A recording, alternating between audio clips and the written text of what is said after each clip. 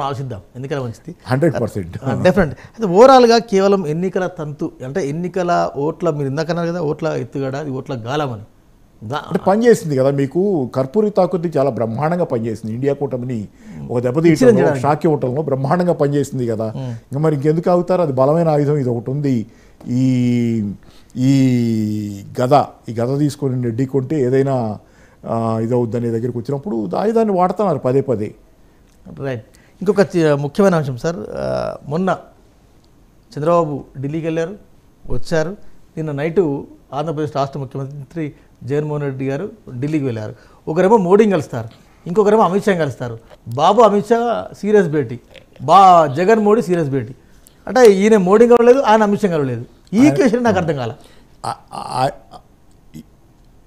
అమిత్ షా చంద్రబాబుని ఆయనే పిలిపించారని అది అక్కడ. సరే మోడీ గారు మరి ఎందుకు గెలవలేదు, మరి చంద్రబాబు ఇంకా అక్కడ వెళ్ళిన పని అమిత్ షాతో కాబట్టి ఆయన వచ్చేసారు. కానీ జగన్ మాత్రం ఇద్దరిని గెలవాలనుకున్నాడు ఆయన. అవును, మోడీ గారిని గెలవాలనుకున్నాడు, అమిత్ షాని గెలవాలనుకున్నాడు. కానీ మోడీ గారిని పార్లమెంట్ దగ్గర గెలవగలిగారు, లేకపోతే నిర్మలా సీతారామన్ కూడా కలిశారు. ఆ క్రమంలో మొన్న సాయంత్రం అంటే నిన్న సాయంత్రం ఎప్పుడైనా కలవటానికి అమిత్ షా గారికి కబుర్ చేశారనేది వార్తలు వస్తారు. ఏంటంటే ఎంత టైం అయినా పర్లేదు సార్, రాత్రి లేట్ అయినా నేను వస్తాను మీరు రమ్మంటే అనేది అమిత్ షా గారికి జగన్ కబుర్ చేస్తే ఆయన దగ్గర నుంచి పిలుపు లేదనేది. తర్వాత ఇవాళ పార్లమెంట్ దగ్గర కూడా కలవటానికి తెల్లవారి ఇవాళ కలవటానికి ట్రై చేస్తే కూడా ఆయన కలవలేదనేది.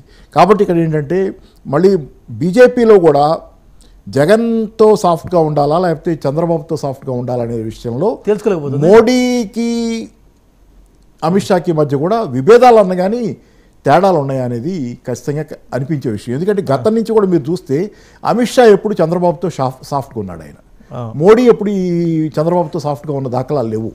మీరు చూడండి, అమిత్ షా ఎప్పుడు ఆంధ్రజ్యోతి రాధాకృష్ణ గారిని కలిసినా లేకపోతే ఎవరిని కలిసినా ఏదైనా కానీ చంద్రబాబుతో అనేక సార్లు అమిత్ షా సాఫ్ట్గా ఉన్నారు. ఎప్పుడు జరిగినా చంద్రబాబుకు మంచి జరిగేదంటే అమిత్ షా ఎక్కడి నుంచే వచ్చింది. మోడీ అలా కాదు, మోడీ గారు గతంలో హర్ట్ అయి ఉంటారు బహుశా. హర్ట్ ఇంకా అంటే అప్పుడు గుజరాత్ అల్లర్లప్పుడు ఈయన పూర్తిగా ఆయన డిచ్ చేసేసారు కదా.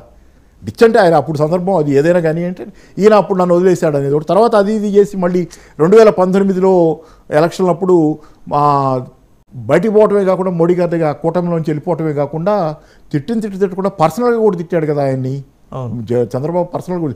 అప్పట్లో ఎవరో కూడా చెప్పారు, ఏమన్నారంటే ఎవరికో చెప్పారంట ఈయన సంబడి చెప్పారు ఏంటి చంద్రబాబు సలహా ఇచ్చావు నువ్వేమైనా చేయగాని మోడీని మాత్రం పర్సనల్గా ఏమన్నా మాకు నువ్వు విమర్శించు రాజకీయం కానీ ఇట్లాంటి కొన్ని జాగ్రత్తలు అవి చెప్పాము వినలేదు మా మాట అని మొన్న ఎవరో చెబుతున్నారు. ఏదో ఎక్కడ చదివారు నాకు గుర్తులేదు ఎవరు చెప్పారు. అదే ఏంటంటే ఈయన కొంచెం పర్సనల్గా కూడా వెళ్ళాడు కాబట్టి మోడీ గారు అంత తొందరగా ఈయన క్షమించే అవకాశం లేదు. కాబట్టి ఇప్పుడు చంద్రబాబు ముఖం మోడీ చూడరు, జగన్ ముఖం అమిత్ షా చూడరు. అంటే మరి ఒకేసారి ఇద్దరు ముఖం ఎలా చూస్తారు? అమిత్ షా గారికి ఇబ్బంది కదా.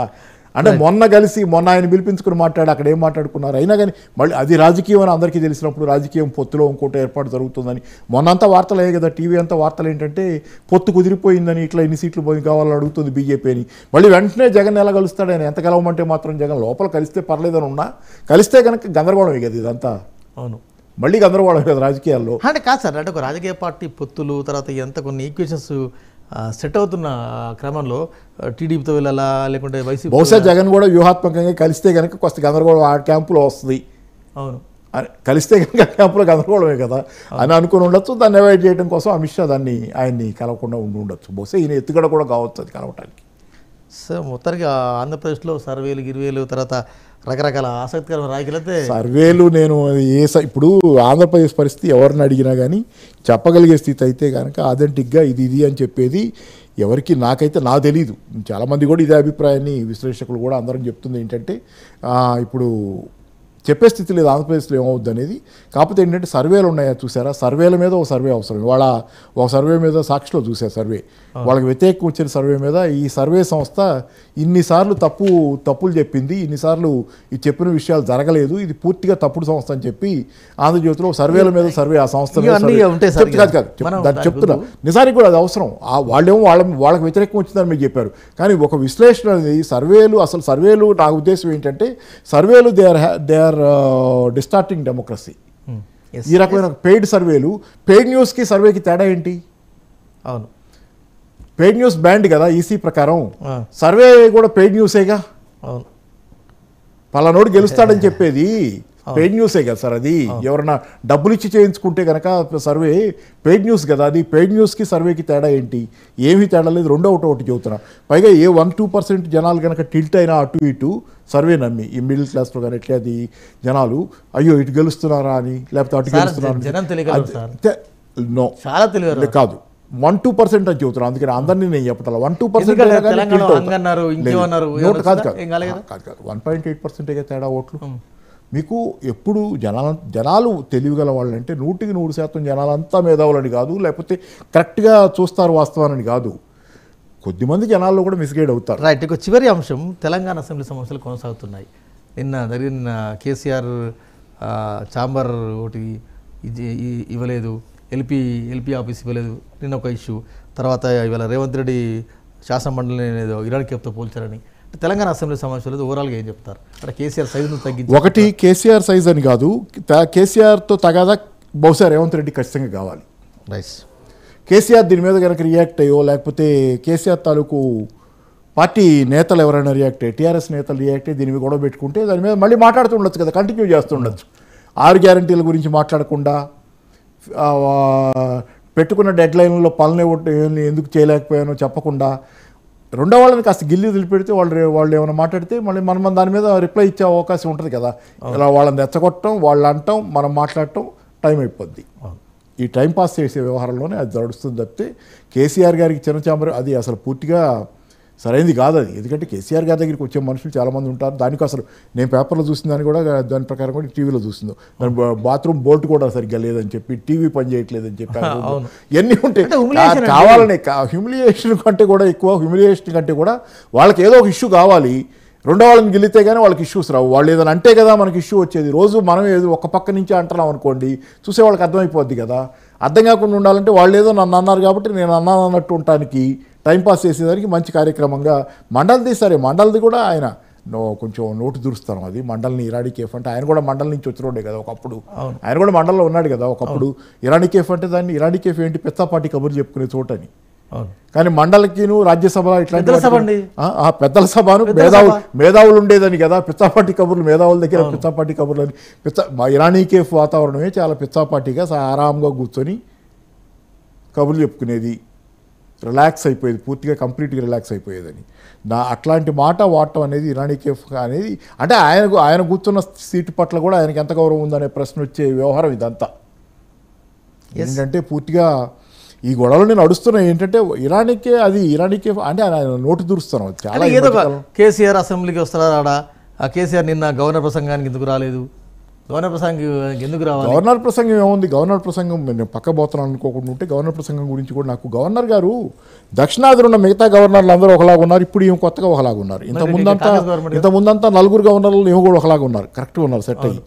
ప్రభుత్వానికి వ్యతిరేకంగా ఉండటమే దక్షిణాదిలో ఉన్నటువంటి బీజేపీ గవర్నర్ల కార్యక్రమం. ఎందుకంటే దక్షిణాదిలో ఉన్న ప్రభుత్వాలన్నీ యాంటీ బీజేపీ గవర్నమెంట్స్.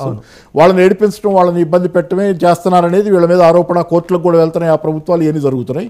ఆ దశలో మేడం ఇక్కడ మన తమిళిసై గారు కూడా అలాగే ఈ ప్రభుత్వంతో ఘర్షణ పడ్డారనేది కూడా 6 దశాంతం విన్నాం. కానీ ఇప్పుడు ప్రత్యేకంగా మిగతా 3 గవర్నర్లు ఒకలాగా ఉన్నారు. ఈమె దక్షిణాదిని మళ్ళీ ఇంకోలాగా కాంగ్రెస్ గవర్నమెంట్తో చాలా ఆప్తంగా, చాలా ఫ్రెండ్లీగా వాళ్ళు చెప్పమందాలో చెబుతున్నారు.